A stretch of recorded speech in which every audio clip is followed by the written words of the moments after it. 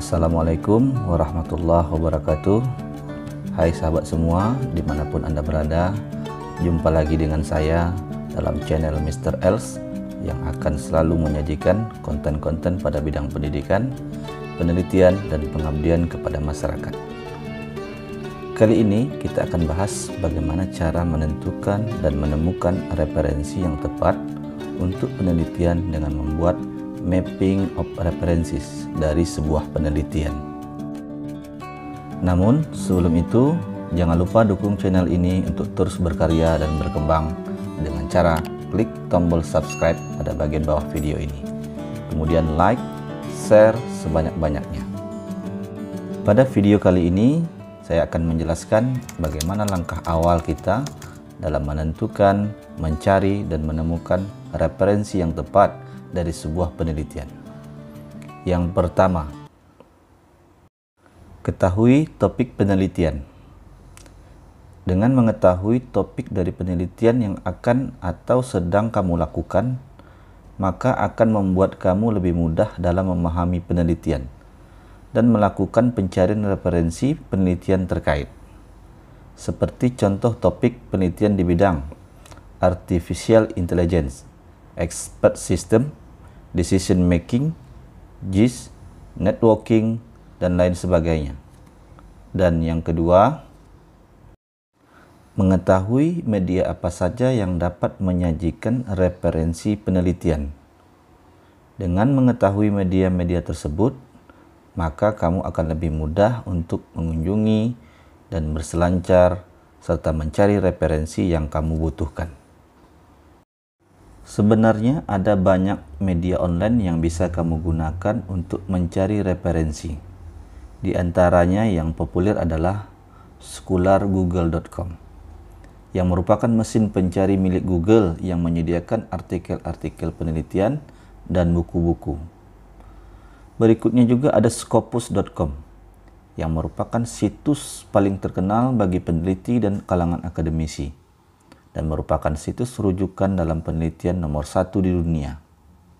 Kemudian ada lagi ScienceDirect.com dan Elsevier.com yang masih terhubung dengan Scopus.com.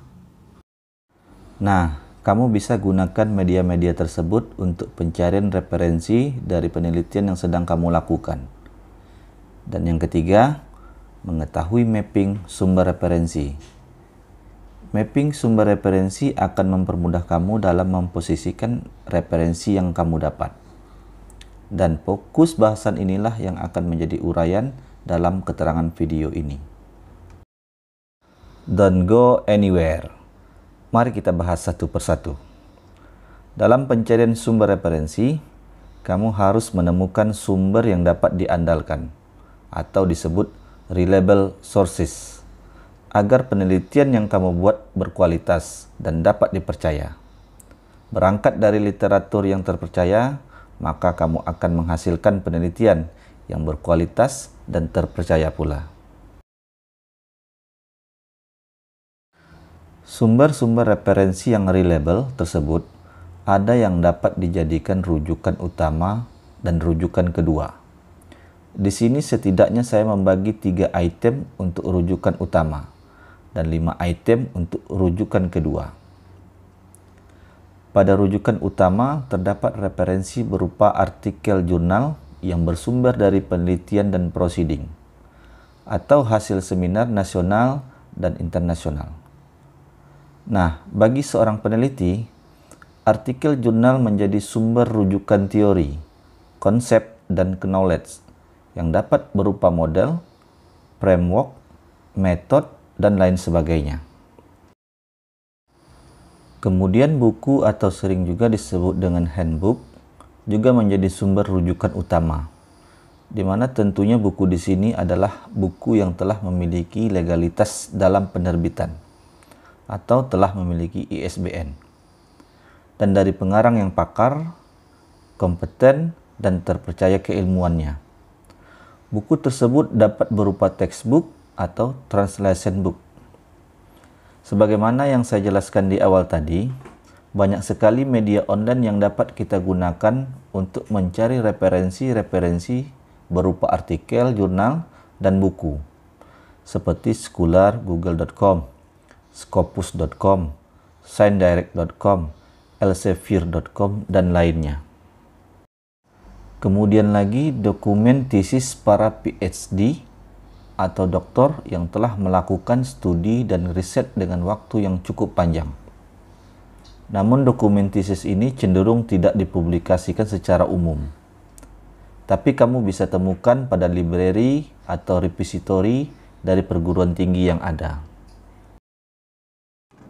Selanjutnya mengenai second references, yang merupakan rujukan selain dari rujukan utama. Di sini dapat berupa newspaper online dan print, magazine, oration, atau pidato dari pejabat pemerintahan yang berwenang. Dan dapat juga dari annual report atau laporan tahunan dari pemerintahan, lembaga, badan, atau dinas terkait. Dan yang terakhir, dari website resmi pemerintahan juga dapat kita jadikan sebagai rujukan. Namun, yang menjadi catatan dari second references yaitu rujukan atau kutipan hanya dapat dijadikan sebagai pendukung statement yang dimasukkan pada latar belakang masalah bab 1 dan tidak dapat dimasukkan ke dalam bab 2, landasan teori atau tinjauan pustaka. Kemudian, selain dari penjelasan tersebut, ada juga kesalahan yang sering dilakukan oleh para peneliti atau mahasiswa, di mana biasanya mereka yang berada pada tingkatan studi strata 1 sering sekali mengambil rujukan dari semisal blogspot.com, wikipedia.com, atau sosial media. Nah, di mana sumber rujukan seperti ini tidak dapat sama sekali kamu jadikan sebagai bahan referensi yang dimuat pada naskah penelitian, karena informasi yang diberikan tidak didukung dengan legalitas yang sah sebagai suatu media yang dapat mempublikasikan informasi secara sah, dalam artian tidak dapat dipertanggungjawabkan. Namun, masih dapat kita jadikan sebagai bahan bacaan saja. Dan itulah penjelasan yang dapat saya berikan pada video kali ini, di mana kedepannya kamu dapat memperbaiki dan meminimalisir kesalahan dalam pencarian sumber referensi. Terima kasih telah menonton video ini sampai selesai. Semoga bermanfaat untuk kita semua.